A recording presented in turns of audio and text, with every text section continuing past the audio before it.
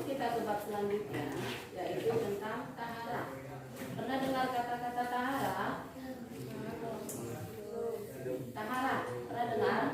Bersuci, pernah dengar kata bersuci? Nah, tahara artinya bersuci. Bersuci, kalau kita berduduk masuk bersuci nggak itu? Mandi? Masuk. Nah, di sini kita pelajaran ini tentang tahara. Perhatikan di halaman 33. Ada di halaman 33 bukunya disampaikan. Tahara artinya bersuci dari najis dan hadis. Najis dan hadas. Ada di hadis. Pernah dengar kata-kata najis? Pernah. Apa itu najis, nak? Apa najis? Kotoran. Kotoran. Kotoran apa contohnya? Hewan. Nah, najis. Tahara artinya bersuci dari hadas dan najis. Najis ini juga dibagi menjadi tiga. Ada dia nanti najis mukhaffafah atau najis ringan. Perhatikan dulu Bu. Ada najis mutawassito atau najis sedang. Ada najis mughallazo atau najis besar. Nah, najis terbagi berapa? Tiga. Najis apa? Mukhaffafah, mutawassito, dan mughallazo. Ataupun najis kecil, najis sedang, dan najis besar. Najis ini adalah kotoran. Nah, masuk kita ke najis mukhaffafah dulu. Ya, najis sedang atau najis kecil atau najis ringan. Nah, perhatikan dulu di sini, di samping ada gambar anak-anak yang sedang ngapain? Berabut rumput. Masuklah ini ke tahara. Bersuci ke kebersihan. Ya, masuk ya, membersihkan halaman sekolah. Karena kebersihan itu adalah sebagian dari iman. Nah, najis mukhaffafah adalah najis yang ringan seperti sendi bayi. Sendi bayi ini adalah air kencing bayi. Air kencing bayi, anak bayi yang berumur 2 tahun, tapi bayinya laki-laki ya. Anak bayi yang berumur 2 tahun, bayi laki-laki, dan belum makan sesuatu pun kecuali ASI. Pipisnya itu adalah masuk ke kategori najis ringan. Apa contohnya tadi? Air kencing bayi laki-laki yang masih berumur 2 tahun dan belum makan dan minum kecuali masih ASI.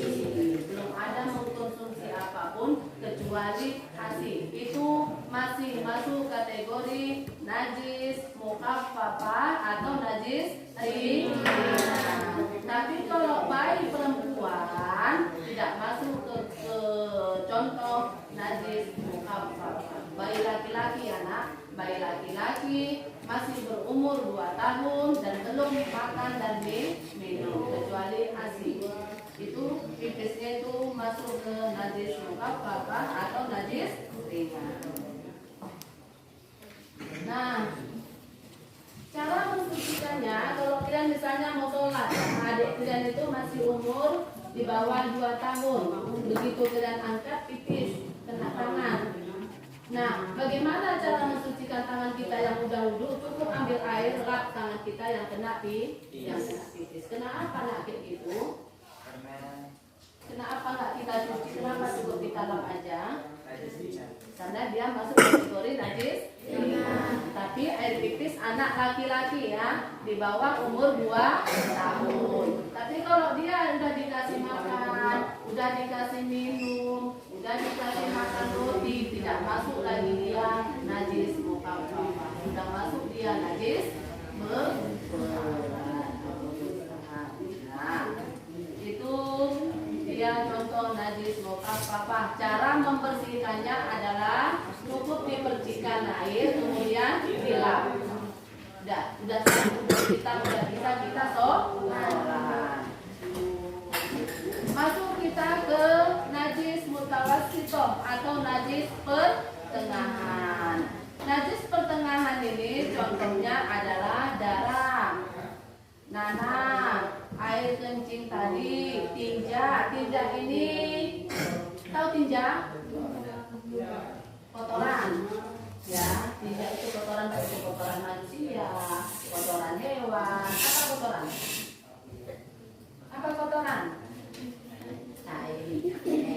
Ayam, sapi, manusia itu masuk ke najis mutawassithah atau najis sedang. Darah, nanah, air kencing itu masuk ke air kencing, bangkai binatang misalnya kepegang bangkai cicak atau kepegang bangkai tikus atau kepegang bangkai ular, itu masuk ke najis mutawassithah atau najis pertengahan. Bagaimana cara membersihkannya? Nah, najis ini sebelum kita bagaimana cara membersihkannya, najis sedang ini, najis mutawassithah ini dibagi menjadi dua. Najis hukmiyah dan najis ananiyah. Najis hukmiyah dan najis ananiyah. Nah, kalau najis hukmiyah ini najis yang betul itu ada tetapi tidak nampak wujudnya, itu hukmiyah. Apa contohnya? Angin. Ya, buang angin. Ada kan? Aromanya ada tetapi wujudnya tidak nampak. Itu disebut dengan najis hukmiyah. Berarti kalau kita udah wudu, kita ya batal nggak wudu kita? Masuk ke kategori apa buang angin itu? Najis kemana dia? Najis mutawassithah bagian hukmiyah. Kenapa dia hukmiyah? Karena ada baunya tetapi tidak nampak wujudnya. Contohnya buang angin. Kemudian najis ananiyah. Kalau najis ananiyah ini nampak bendanya, ya. Cara membersihkan najis hukmiyah, mengalirkan air pada benda yang terkena. Itu kalau najis ananiyah yang nampak wujudnya, ya. Kalau najis hukmiyah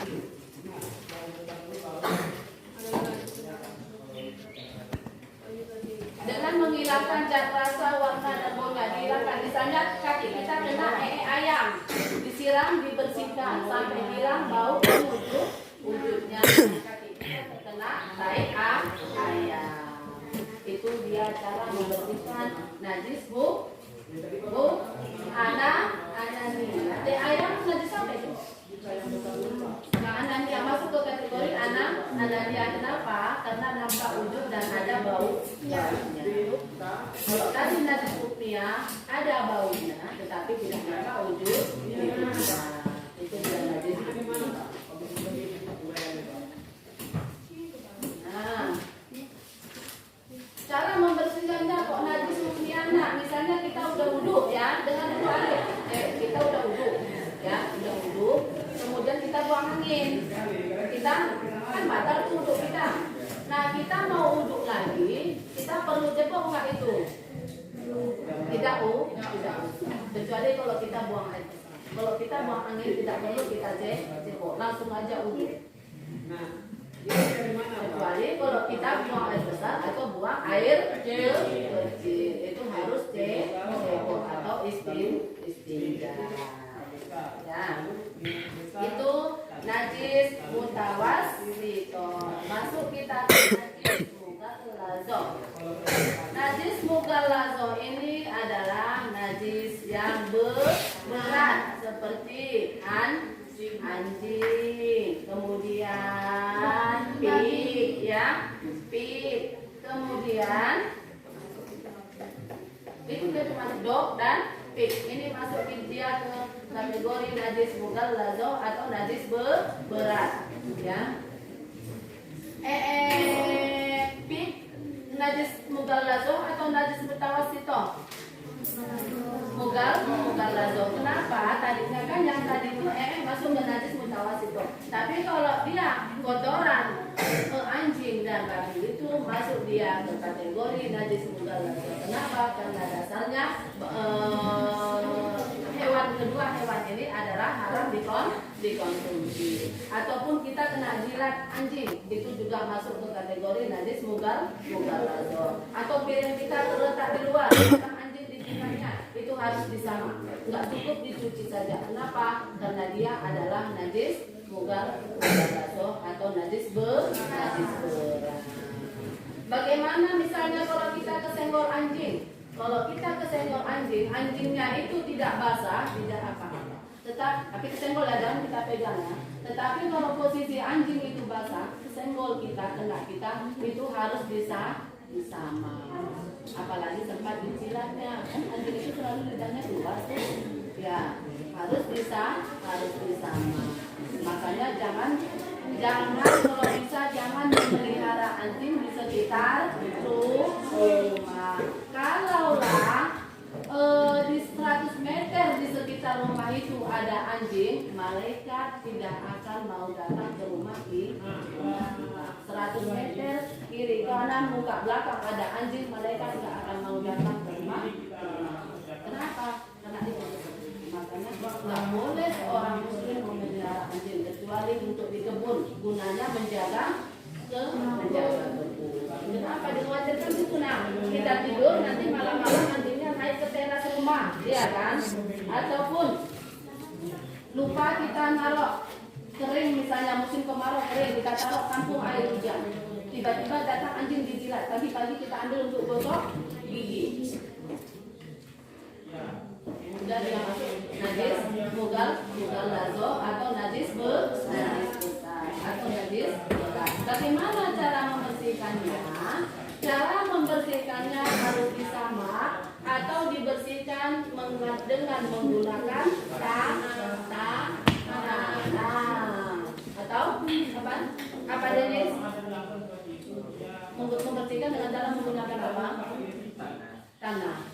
Kita gosok dulu 7 kali dengan tanah, kemudian disiram pakai air. Seperti itu, 7 kali dia gosok, 7 kali dengan tanah, siram dia dengan air. Begitu cara menyamak atau membersihkan badan ataupun anggota tubuh kita yang kena najis mughallazo atau najis berat. Sama kalau piring misalnya Bu, piring kepijak atau kejilat anjing, bagaimana cara membersihkannya? Ambil tanah, gosok itu piring, pakai tanah dulu sebanyak 7 kali. Setelah itu siram dia pakai air. Enggak cukup dia dengan dicuci saja. Apa itu?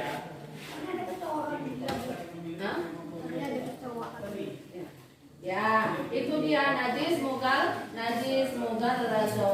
Ya, selesai sudah. Najis apa tadi maksud dengan najis? Najis apa najis? Najis kotoran. Tahara apa yang maksud dengan tahara? Bersuci dari najis dan najis adalah kotoran. Najis dibagi menjadi 3. Ada najis ringan atau najis mukhaffafah, ada najis sedang atau najis mutawassito, ada najis berat atau najis mukhaffafah. Nah, bagaimanakah cara membersihkan najis sedang? Najis sedang tadi, bagaimana cara membersihkannya? Menghilangkan bau dan zatnya. Apa contoh najis sedang? Ayam, buang air, kemudian bangkai. Kemudian najis ringan atau najis muka apa contohnya?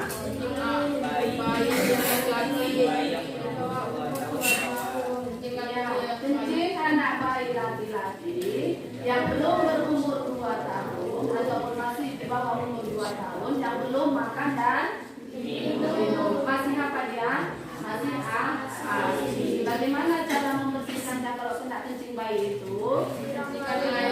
Bersihkan air kemana dibersihkan?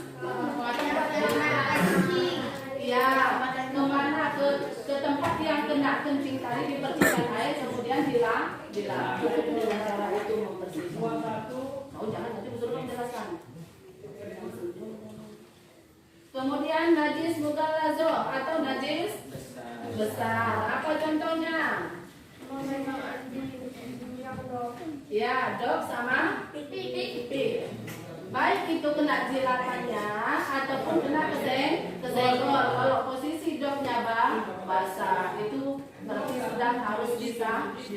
Bagaimana cara membersihkannya?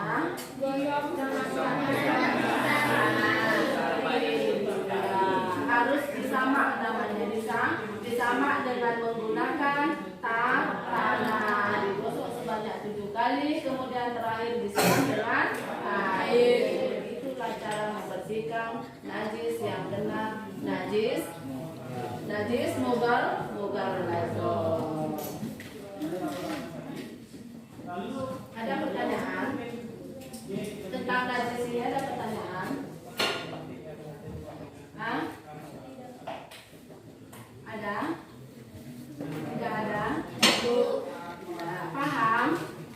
Paham tentang najis? Ada najis sedang, ada najis ringan, dan ada najis berat atau najis besar.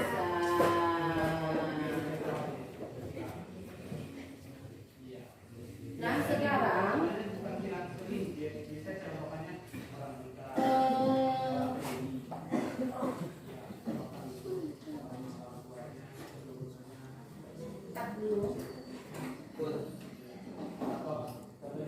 halaman 34. Perhatikan halaman 34 ada hadas. Tadi kan yang kita bahas. Nah, apa tadi yang kita bahas? Najis. Sekarang kita bahas hadas.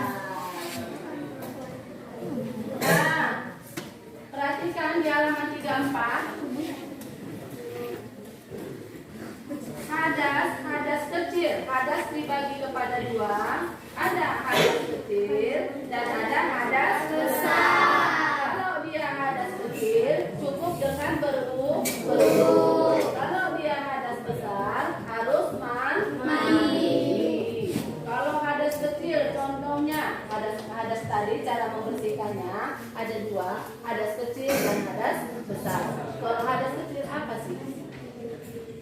Letak kita nanti tulis. Hadas kecil, cara membersihkannya cukup dengan berwudu.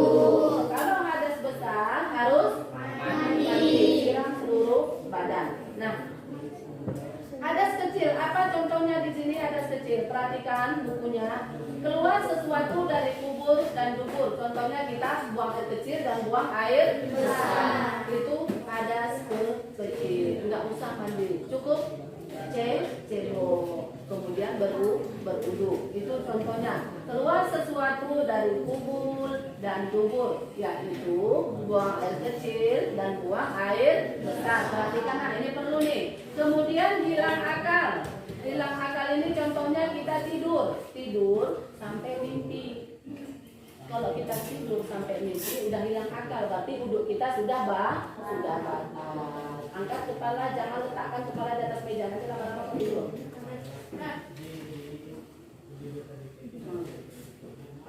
Nanti bukanya satu-satu yang untuk menjelaskan ke depan. Nah, hilang akal contohnya tidur terlalu lama. Tapi kalau kita tidurnya misalnya siap sahur, ini seringannya ini kan kita siap sahur nunggu subuh, ya kita tidurnya hanya duduk aja sebentar, nggak batal gitu. tapi kita sampai lupa ingatan kita, sampai mimpi apa segala macam, sampai loncat lagi, itu sudah batal wudhu kita. Harus berwudhu, tapi dia masuk kategori hadas kecil.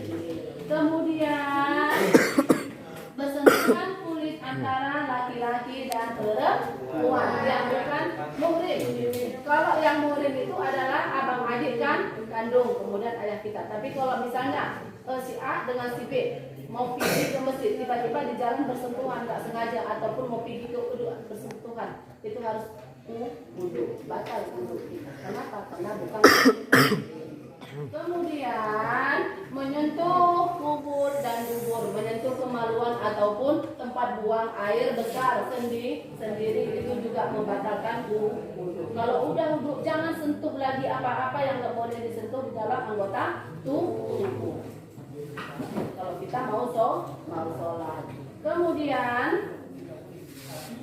ini dia contoh dari hadas kecil. Ada 4 tadi contoh hadas kecil. Yang pertama, kita keluar sesuatu dari kubur dan dubur, yaitu buang air besar dan buang air kecil. Kemudian kedua, hilang akal. Contohnya tidur terlalu lama, ataupun udah sampai mimpi, nggak pun lama, karena kita baru tidur 5 menit udah mimpi, itu sudah namanya batal wudhu kita. Ataupun belum 2 menit udah ngeces kita, udah batal wudhu kita. Kemudian bersentuhan kulit laki-laki dan perempuan yang bukan muhrim, itu juga batal wudhu. Dan yang terakhir adalah menyentuh tempat keluarnya air kecil ataupun air besar yang ada di anggota tubuh kita, batal juga wudhu. Ataupun misalnya kita mau sholat, datang kita ganti dulu foto adik itu, batal nggak wudhu kita? Batal. So, pasti kita sentuh, ya kan? Kita sentuh kubur dan dubur, dan sudah batal wudhu kita, wudhu lagi balik. Ataupun kita udah mau sholat, sudah wudhu nih, adik kita mau pipis, turunkan celananya, pegang, batal wudhu. Harus berwudhu lagi. Itu dia hadas kecil. Paham sudah hadas kecil? Masuk kita ke hadas besar. Hadas besar, kalau hadas besar ini apabila mengalami atau melakukan salah satu dari 6 perkara ini nanti di tingkat SMA lebih mendalam lagi. Yang pertama berhubungan suami istri, yang kedua bulan mani belum bulan, yang ketiga ini haid. Haid ini adalah ada kelas 1 udah ada yang dapat itu ya. Haid itu menstruasi bagi perempuan yang sudah beranjak dewasa. Ini datangnya sekali sebulan. Nah, kalau kita udah selesai menstruasi atau selesai haid, kita harus mandi. Nah, pernah nggak mandi? Mandi apa namanya? Mandi wajib dari hadas besar, yaitu menstruasi atau haid. Ya. Kalau mandi biasa saja tidak sah, tidak suci, tidak bersih badan kita. Harus mandi dan ada niatnya. Kalau kita bersuci, mandi besar untuk membersihkan menstruasi atau haid karena Allah Ta'ala. Siram badan, gosok badan mulai dari ujung rambut sampai ujung kaki, disiram bersih. Begitu dia cara membersihkan. Kemudian bagi ibu-ibu yang melahirkan, nifas ataupun meninggal dunia contohnya untuk memandikan, ya nak. Siap itu kita memandikan itu, apalagi mengaku, kita harus mandi. Itu juga masuk ke hadas besar. Ya. Bagi yang perempuan tadi yang sudah haid atau menstruasi, kalau mandi digosok dulu badan, kalau pakai perhiasan digosok, dibersihkan jari-jarinya, baca niat mandi wajib dari haid, kemudian siram badan 3 kali dari ujung rambut sampai ujung kaki.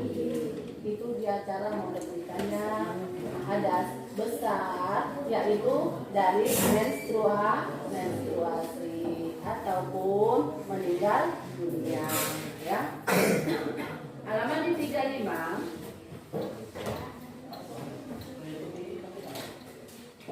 Ya, ini tadi saya jelaskan cara membersihkannya, ya. kita ke halaman 36.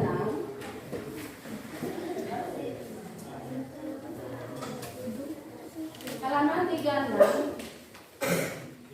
Mandi wajib sudah tadi dijelaskan cara melaksanakan mandi wajib, yaitu siramkan air, ya, siramkan air dari ujung rambut sampai ujung kaki dengan membaca niat dari apa mandi apa sebenarnya kita, ya, disiram badan dari ujung kaki sampai dari ujung rambut sampai ujung kaki.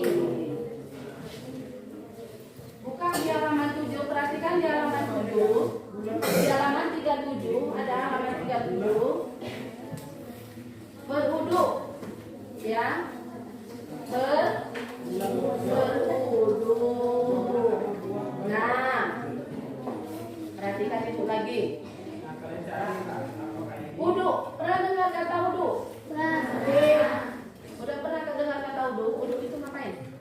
Salah satu mau bersuci dari hadas kecil. Kalau berwudu ini adalah menghilangkan hadas kecil. Wudu adalah cara bersuci untuk menghilangkan hadas kecil. Caranya, pertama disunahkan mencuci kedua telapak tangan dan berkumur-kumur. Nanti kita praktek saat ini. Sebelum kita berwudu, kita disunahkan membersihkan dulu telapak tangan, jari-jari dibersihkan, kemudian berkumur-kumur, ambil alas kumur. Kemudian membasuh, ya itu tadi di awal itu siap berkumur-kumur, basuh hidung. Baru saat itu kita membasuh muka. Berapa kali? 3 kali. Setelah kita basuh muka 3 kali, tangan juga 3 kali dari ujung kuku sampai siku. Dulukan yang tangan tangan kanan dulu didulukan dari ujung kuku sampai ke siku 3 kali. Nah, alirkan air. Kalau di keran misalnya seperti ini, ambil keran 3 kali, ya. Tadi pertama kita disunahkan mencuci dulu kedua telapak tangan sebelum berwudu, ya. Ini kita bersihkan jari-jarinya, alif, perhatikan ibu, jari-jarinya kita bersihkan. Kemudian kita bersihkan hidung kita, itu disunahkan. Kemudian kumur. Setelah itu baru basuh muka. Berapa kali kita basuh muka? 3 kali. Setelah kita basuh muka, tangan. Misalnya ini kita berwudu di keran, ya, nah, tangan itu kita alirkan air atau tangan kita gilikan dari ujung kuku sampai ke siku. Dulukan dulu tangan kanan. Berapa kali kita basuh? 3 kali. Kalau pakai gayung, ambil gayung, alirkan ke air dari tiga kali. Setelah tangan kanan masuk ke tangan kiri. Berapa kali? 3 kali juga. Nah, setelah membasuh tangan, mengusap kepala 3 kali juga. Mengusap kepala ini nggak usah ambil air banyak. Ambil air, basahkan aja tangan, baru usap dari sini sampai. Jangan usah sampai ke leher, sampai ke sini aja. Coba sampai kanan kiri, dari sini sampai kemari. Ya, berapa kali? 3 kali.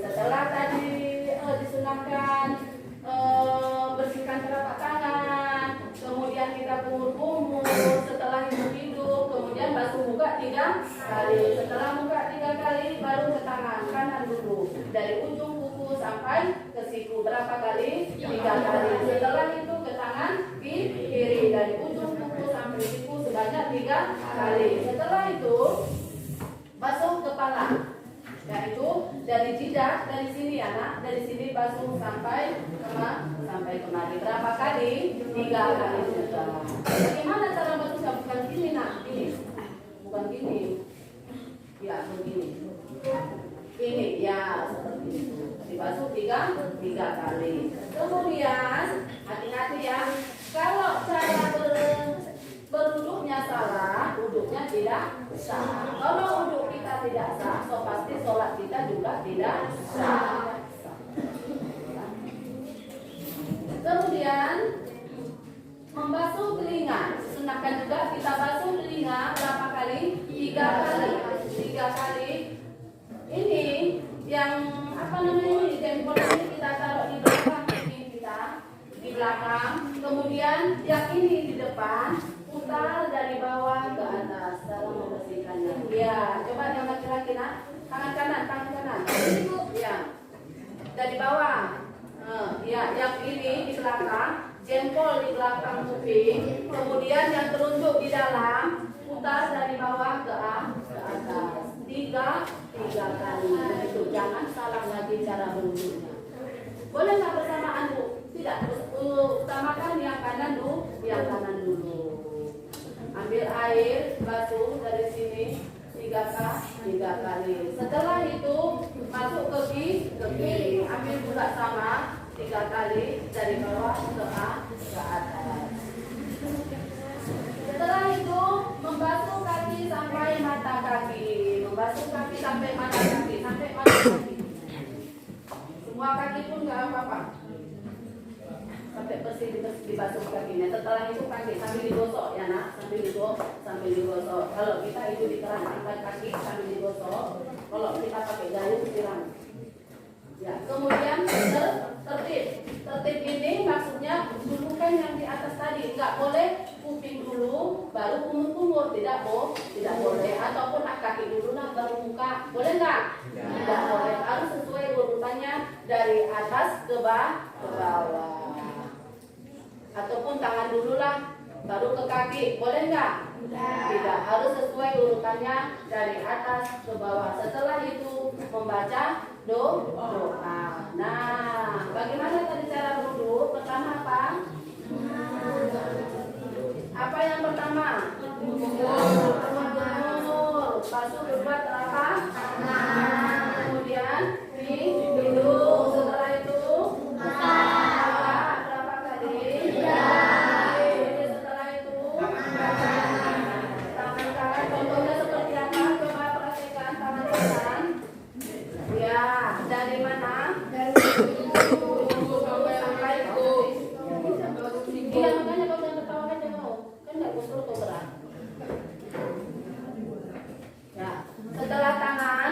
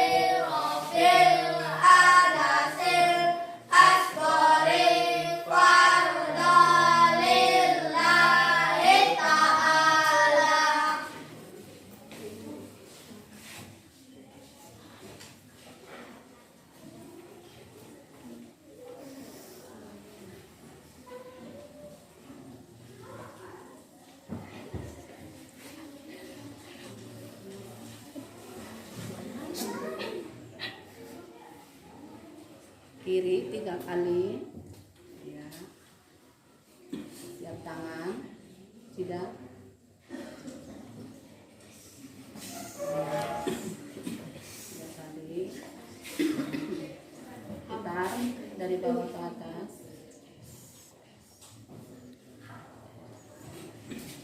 Ya, masuk ke kanan. Ya, baru setelah kuping